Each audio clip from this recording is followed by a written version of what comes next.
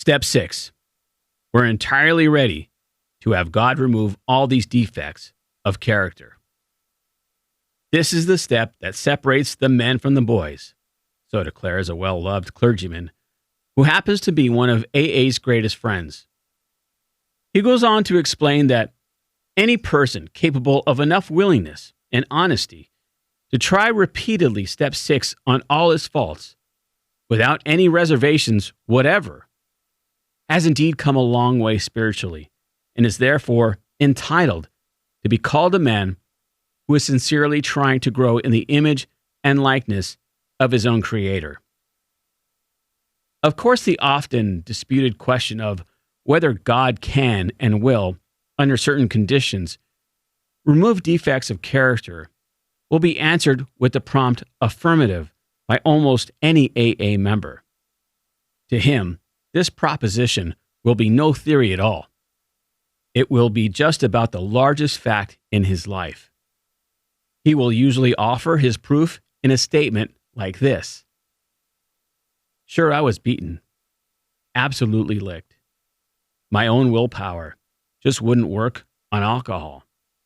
Change of scene, the best efforts of my family, friends, doctors, and clergymen got no place with my alcoholism.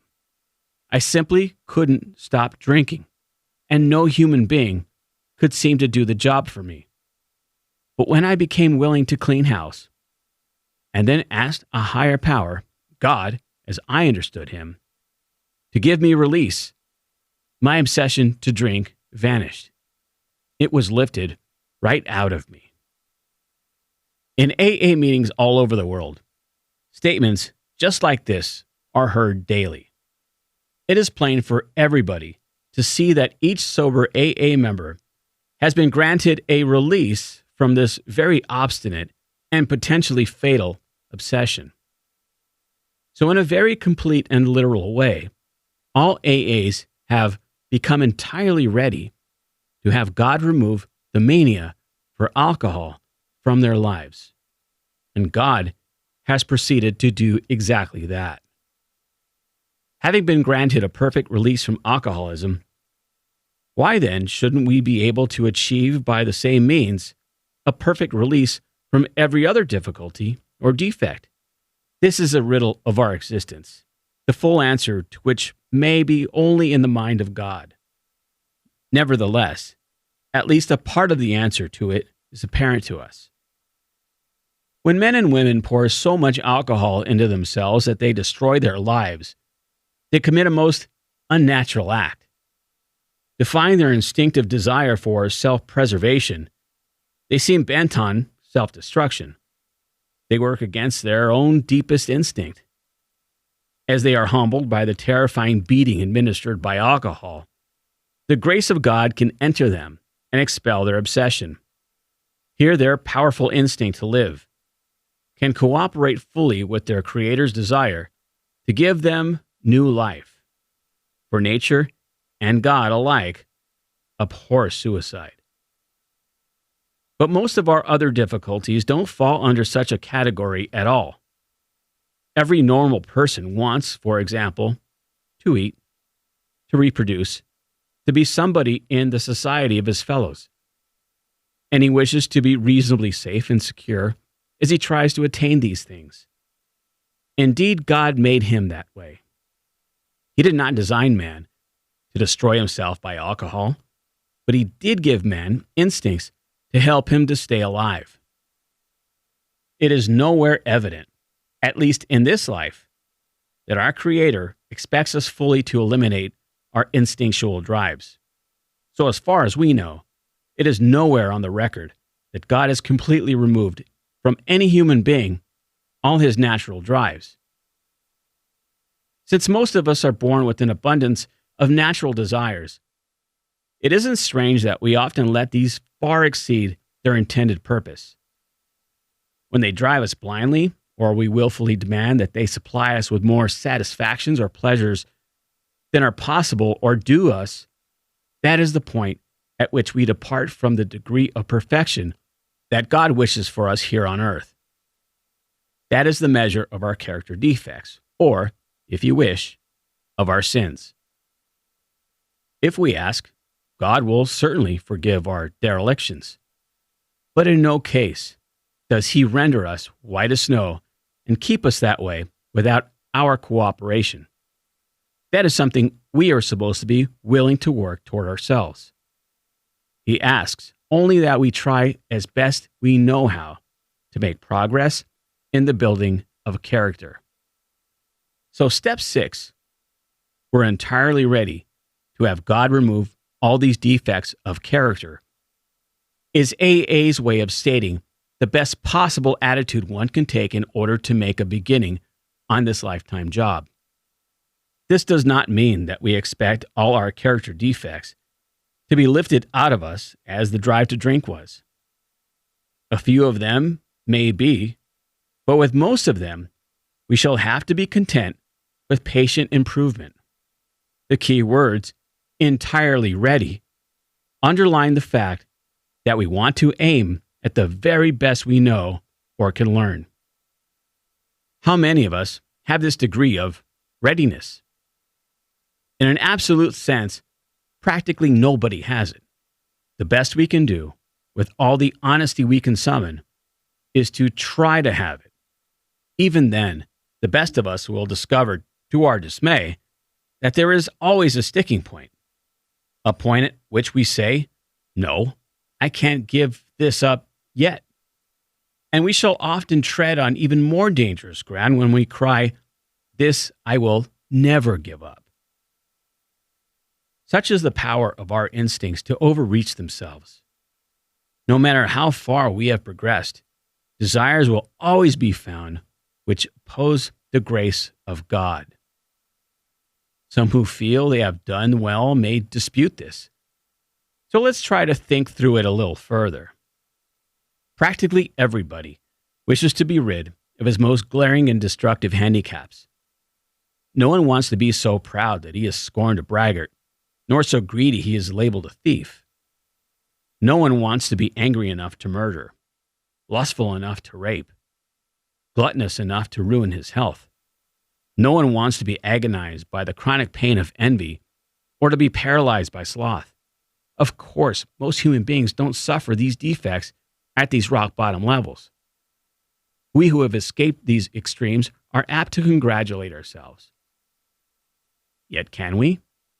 After all, hasn't it been self-interest, pure and simple, that has enabled most of us to escape? Not much spiritual effort is involved in avoiding excesses, which will bring us punishment anyway.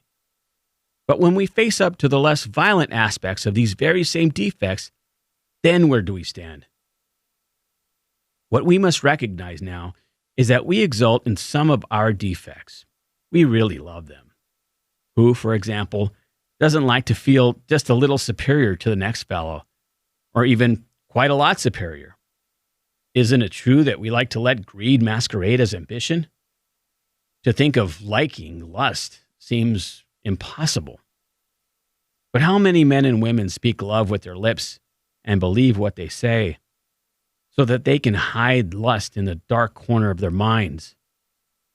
And even while staying within conventional bounds, many people have to admit that their imaginary sex excursions are apt to be all dressed up as dreams of romance. Self-righteous anger also can be very enjoyable. In a perverse way, we actually take satisfaction from the fact that many people annoy us, for it brings a comfortable feeling of superiority. Gossip, barbed with our anger, a polite form of murder by character assassination, has its satisfactions for us too. Here we are not trying to help those we criticize. We are trying to proclaim our own righteousness. When gluttony is less than ruinous, we have a milder word for that too. We call it taking comfort. We live in a world riddled with envy. To a greater or less degree, everybody is infected with it. From this defect, we must surely get a warped yet definite satisfaction. Else why would we consume such great amounts of time wishing for what we have not, rather than working for it, or angrily looking for attributes we shall never have, instead of adjusting to the fact and accepting it? and how often we work hard with no better motive than to be secure and slothful later on, only we call that retiring. Consider, too, our talents for procrastination, which is really sloth in 5 syllables. Nearly anyone could submit a good list of such defects as these, and few of us would seriously think of giving them up, at least until they cause us excessive misery. Some people, of course, may conclude that they are indeed ready to have such defects taken from them. But even these people, if they construct a list of still milder defects, will be obliged to admit that they prefer to hang on to some of them. Therefore, it seems plain that few of us can quickly or easily become ready to aim at spiritual and moral perfection. We want to settle for only as much as perfection will get us by in life, according, of course, to our various and sundry ideas of what will get us by.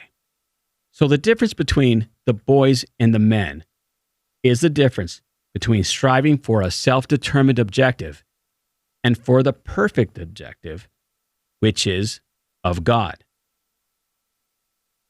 Many will at once ask, how can we accept the entire implication of step 6? Why, that is perfection. This sounds like a hard question, but practically speaking, it isn't.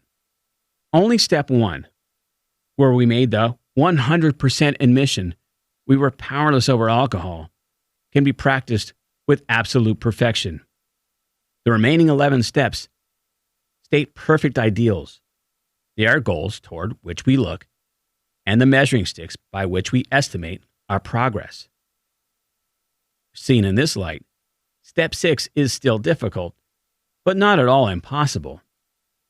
The only urgent thing is that we make a beginning and keep trying. If we would gain any real advantage in the use of this step on problems other than alcohol, we shall need to make a brand new venture into open-mindedness. We shall need to raise our eyes toward perfection and be ready to walk in that direction. It will seldom matter how haltingly we walk.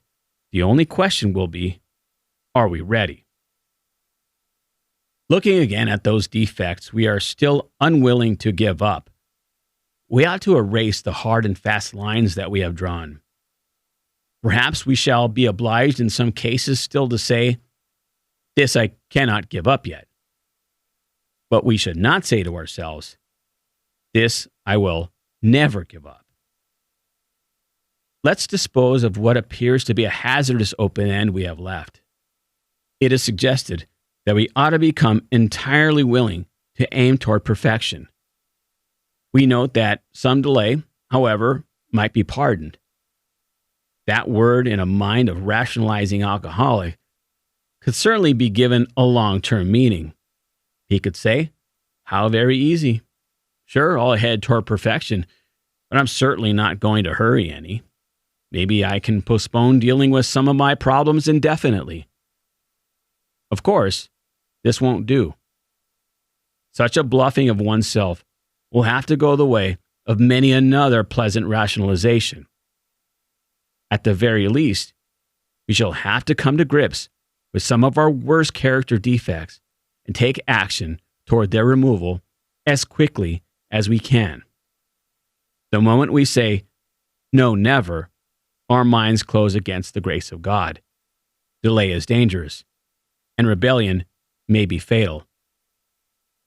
This is the exact point at which we abandon limited objectives and move toward God's will for us.